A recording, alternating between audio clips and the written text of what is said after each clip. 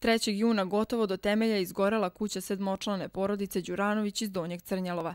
Meštani sela, određene organizacije kao i gradska uprava grada Bijeljina priskočili su u pomoć ovoj porodici kada je bilo najpotrebnije. Danas, nekoliko meseci nakon požara, potpuno drugačija slika. Kuća je sada renovirana i bezbedna za život.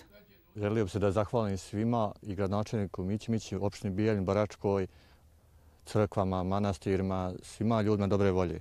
Svima hvala do neba. Od Slobodanu, od Radmilu, Nadi Zaki, Kosovske stara, tako da svima.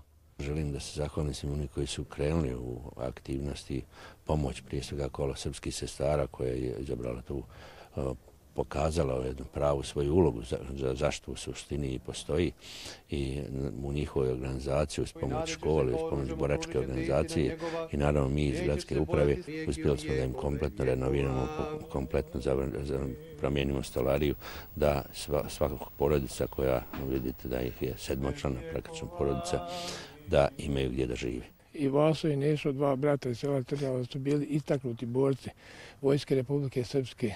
Jedan je ratni vojni invalid, jedan je bio zarobljen, njih je nažalost zadesila velika nesreća. Jednostavno, oni nisu imali osnovne uslove za život, nisu imali gdje da žive. A evo, zahvaljujući svim dobrim ljudima koji su učestvovali u ovom projektu, sanirali smo u njihovu kuću i oni sada mogu da nastave svoj život normalno.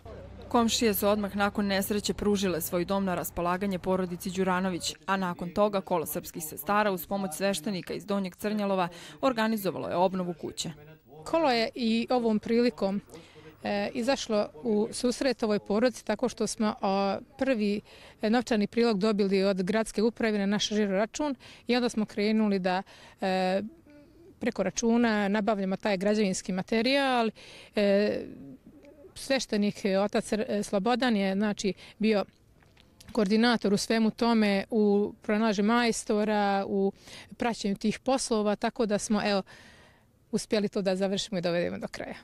Da podsjetimo, kuća Đuranovića izgorela je u požaru izazvanom od strane jednog člana porodice koji inače ima određene psihičke probleme. Nakon višegodišnjeg maltretiranja ostalih ukućana, u junu je njihov dom zapalio po drugi put. Zahvaljujući pomoći brojnih ljudi, Đuranovići sada ponovo imaju siguran krov nad glavom.